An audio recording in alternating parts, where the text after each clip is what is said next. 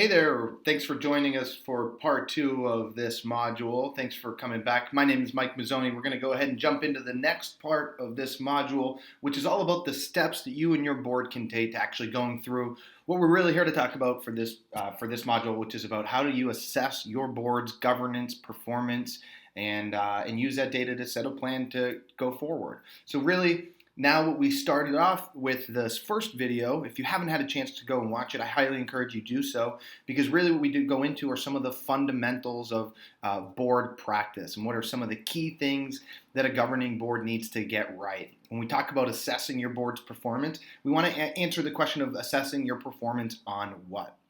So we know that we're trying to answer this question, is your board on track? But is your board on track for what? So what we want to be able to know is, how effective is your board? We often ask people to tell us, how their board is, and largely people say we've got a pretty good board. And then when we ask them compared to what, or how do you know, then it starts to break down from there. And going back to what we talked about in the first part of this module, really what we want people to be doing is thinking of their board service and their board work as the kind of important job that it is. Just a reminder, some of the framing ideas that we're here. Your charter organization is a multi-million-dollar public entity. And like I said, most boards think they're pretty good, but don't know what compared to. So if you think about being on the board of directors of a multi-million-dollar organization, there's really, we want it to have the gravitas that this position deserves, right? It's a responsibility that we don't want people to take lightly. We have really high expectations for all of the students and the staff in our school making the day-to-day, community successful. We want to make sure that we're having the same kind of high expectations for all of our volunteer leadership of the organization as well. So those governing board members. So when we talk about completing an annual assessment, the reason why we do this, because when it's done effectively, of course it's going to give you some areas that you and your team can use to focus on to improve, right? We're going to talk about those 5 Ps again in just a second. But in addition, doing an annual assessment, having this process will lead to higher levels of engagement from your team. They'll participate actively in making the board better, and they'll have to be reflective of their own time as a board member as well. This is the perfect time to have a conversation about setting expectations for your board members. To that end, having an annual self-assessment will provide you with some tools and some data for things such as retention of board members if you have to select somebody for another term, or also having the difficult conversation about having somebody maybe step down and be successful elsewhere if they're not able to live up to the expectations that are agreed upon. Can lead to a stronger partnership with your lead teacher or your CEO, and ultimately the goal is to have a stronger organization by keeping the spotlight on the board's focus, the board's governance focus as well. So as we talked about in the first session, it's really critically important, especially with charter school boards, that they have their eye on evolving over time. We liken the example to having a personal trainer, where you can go out and set a plan, but if you're not willing to lift the weights and do the exercise throughout the year, then you're not going to make any gains. So this model here, our Path to Excellence, outlines how boards become less reactive down here at the bottom and more strategic, leading to a lower risk type of organization, stronger academic results, more predictable results, and a more sustainable organization over time. And so the way that boards advance up this path to excellence is not accidentally. Organizations that we work with have been around for 10 or 15 years and still operate largely like a basic or emerging board. Because without a set of tools or data set that's going to influence your governance practices, then it's really difficult to know what your board can do next. When we talk about getting better, remember we're talking about getting better at least these 5 core areas that we call the 5 Ps. Your priorities or your board and organizational goals and direction, the people or your team that you've got actually doing this work, so not just board members, but also your school leadership, the process or the way that you do the work, so your meetings and all of that kind of procedural stuff, your performance and how you and your team hold each other accountable. So not just as board members, but also how you hold your president, your CEO, your school leader accountable with an evaluation. And then lastly, are you as a board making progress in this board's performance? So those are really the key areas that we want to make sure that we're focusing on to answer this question of how effective is our board, and how do we know, well, we're going to be able to say that, in our area of our meetings, we need to improve on our recruitment efforts. But when it comes to our priorities, we have a really great strategic planning process and approved goals. All right, so now what we've talked about is how important it is to do this assessment. We talked about briefly this cycle that boards go to. How do boards improve? Well, we go through this cycle of assessing, aligning, and accelerating our work. And what we're here to talk about for the rest of this presentation is how we accomplish this first part where the red arrow is, which is about the assessment. So before we actually go ahead and do an assessment or take an assessment for our board, the first thing is going to be, as always, making sure that we're set up for success. So I'm going to pause here and just talk for a moment about the governance committee. Many of you may have heard of this committee before. Really the purpose of a governance committee is to do some of the things we've talked about today, maintaining the overall health of the board. Here are some things that are typical responsibilities of a governance committee. Things like board orientation, getting new board members up to speed in your board's work, and educating them on how to do their role and how to do that role effectively. Things like board composition, making sure that you're developing and composing a diverse and strategic board. So things like recruiting and nominating, and again, onboarding of those new board members. Maintaining the roles and responsibilities of the board and the committees, making sure that there's succession planning in place. One of the key things here, as we talk about the quote-unquote overall health of the board, is taking an annual physical, almost taking an annual assessment to understand what the health of the board looks like. If you don't have a governance committee, I encourage you to strongly think with your board about creating one. It's worth noting here that the governance committee is separate and distinct from what is called the governance board or your governance council. This is a subgroup of that board that is, again, designed and focused on the overall health of the board. All right, so here are the action steps for how you will complete your annual board self-assessment. Very first thing in here is to ask yourself, like I said, who's going to lead the effort? Do you have a governance committee? If you don't have a governance committee, be sure to pull up the PDF that's a part of the Works module that has the Board on Track sample governance committee job description. This is going to be the best place for you to start if you're looking to implement a governance committee. This kind of document is important for every committee because it outlines the expectations, the roles and responsibilities of that committee. If you and your board are thinking about having this conversation, recommend that you grab that, copy and paste it, make it into your own, and then get it approved by your board. And then this effort is one of the core things that your board can start doing, which is an annual assessment.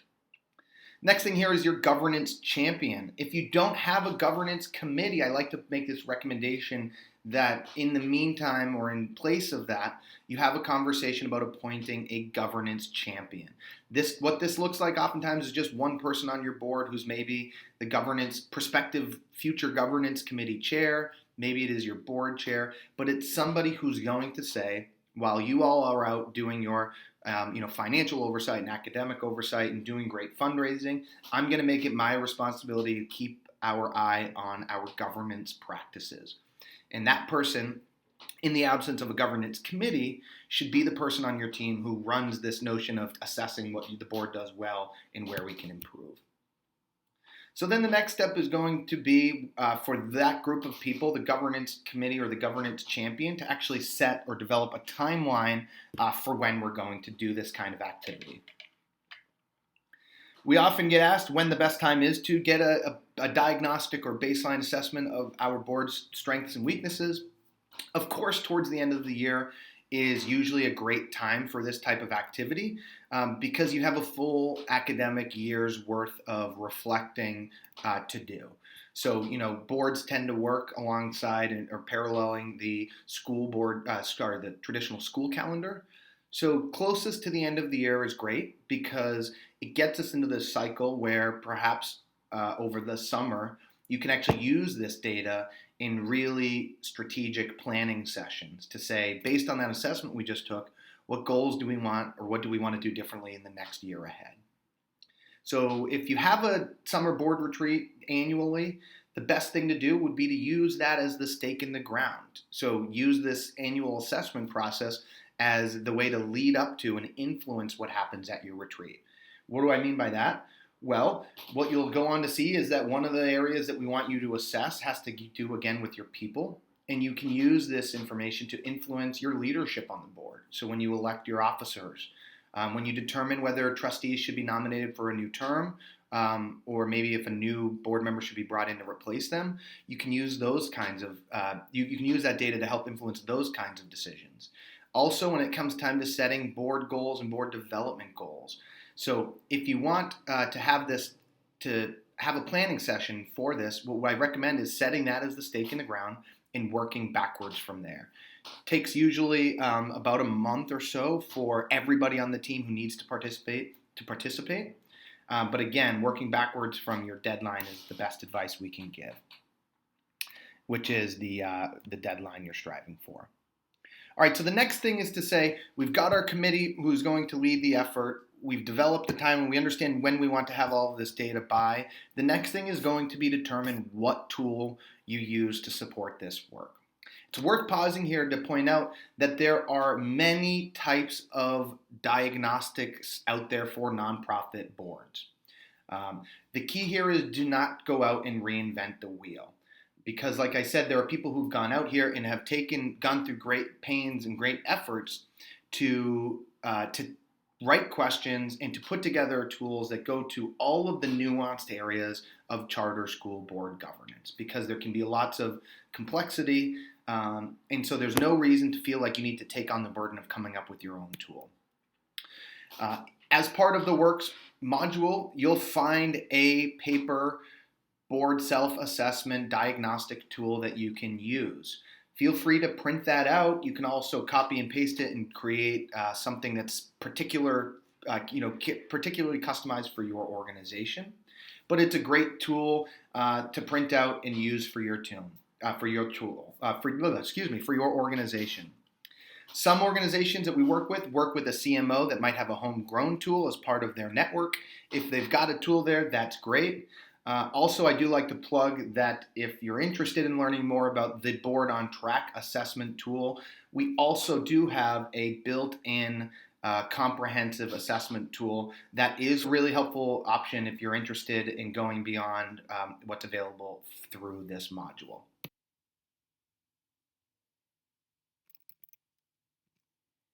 All right, so now that we've got the tool in place, the next step is to actually go out and do the assessment.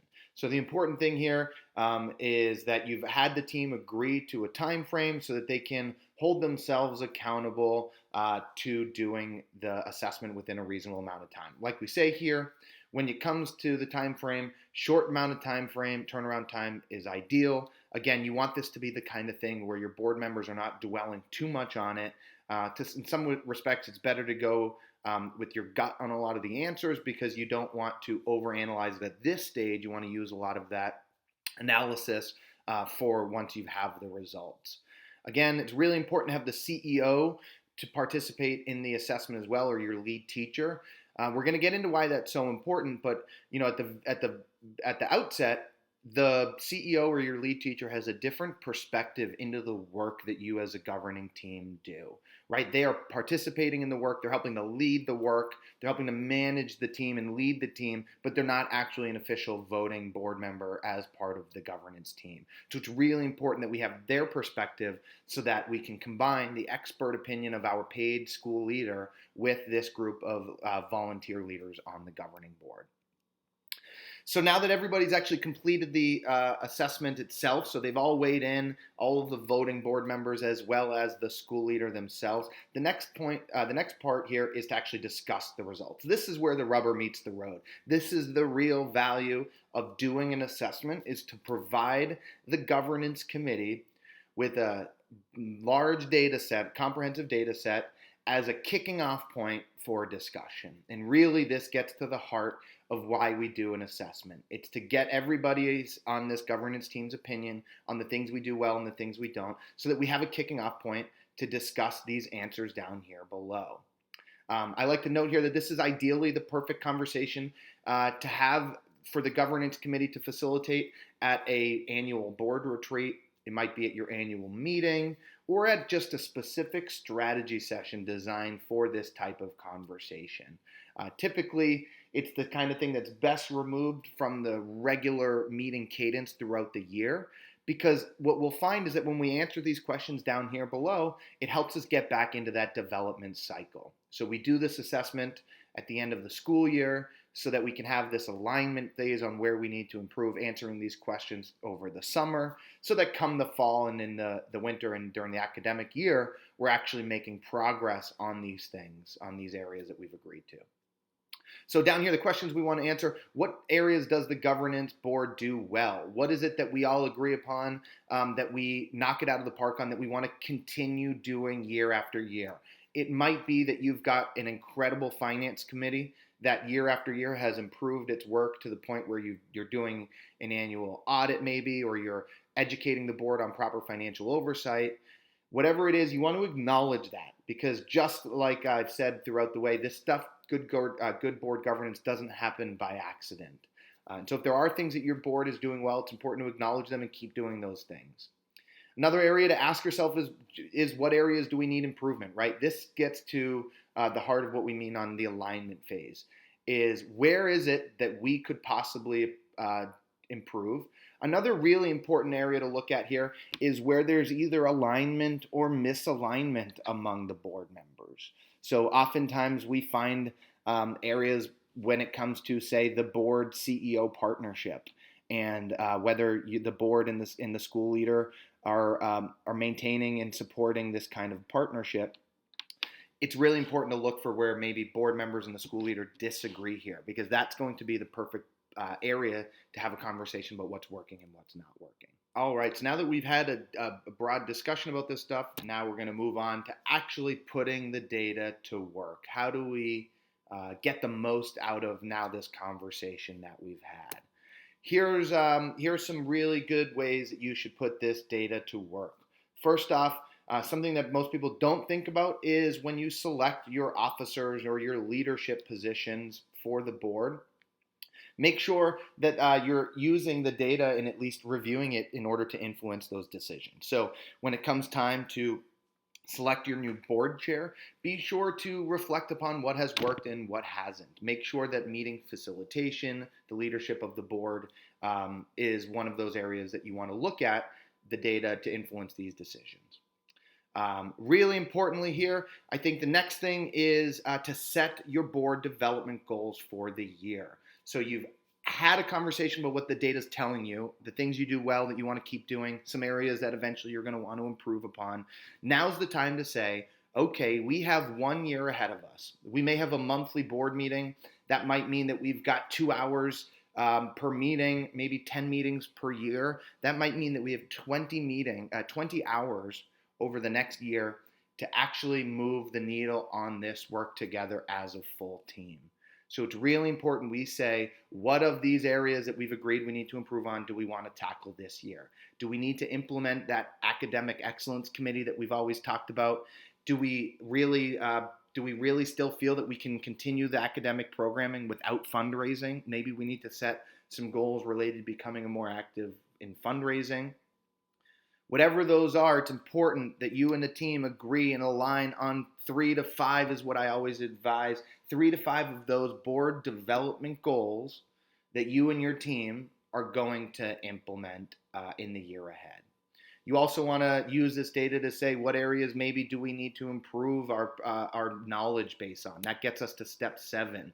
What areas do you need support? Now that we've said, here's what the data tells us, here's what we're going to do with it, what is it that we need to be successful? I always like to remind people that you should not feel like you need to reinvent the wheel when it comes to this work. There are people out there who have gone before you and learned from experience, and we want to make sure that you have the benefit of that experience.